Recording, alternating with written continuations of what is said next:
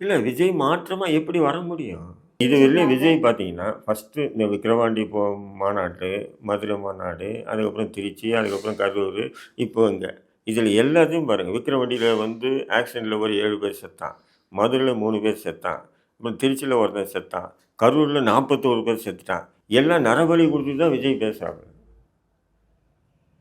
புரியுதுங்களா? சரி இத்தனை பேர் செத்தாங்கல்ல, ஏதாவது ஒரு கூட்டத்திலாச்சும் இந்த இறந்தவர்களுக்காக ஒரு 5 நிமிஷம் அவனால வந்து மௌன அஞ்சலி செலுத்தியிருக்கானா? சரி இன்னும் ஆட்சிக்கே வரலைங்க.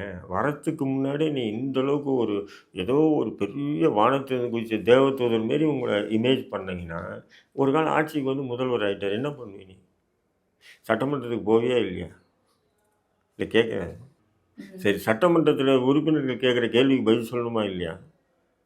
விஜய் சொல்ல மாட்டாருன்னு சொல்றீங்களா? பேசவே மாட்றாங்க. சரி ஆளுநர் வந்து உரை நிறுத்தினா, அந்த ஆளுநர் உரைக்கு முதல்வர் வந்து பதில் உரை உரைக்கணுமா இல்லையா? மணிக்கணக்கில. இங்க வந்து 5 நிமிஷத்துக்கு மேல அதுவும் அதே மாரி ஒரே மாரி தான். தற்பெருமை. நான் யார் தெரியுமா? நாங்க யார் தெரியுமா? நாங்க யார் தெரியுமா? நீ யாருன்னு யாருக்குடா தெரியும்? நீ ஒரு நடிகர். அதை தவிர வேற என்ன தெரியும் உலகத்துக்கு?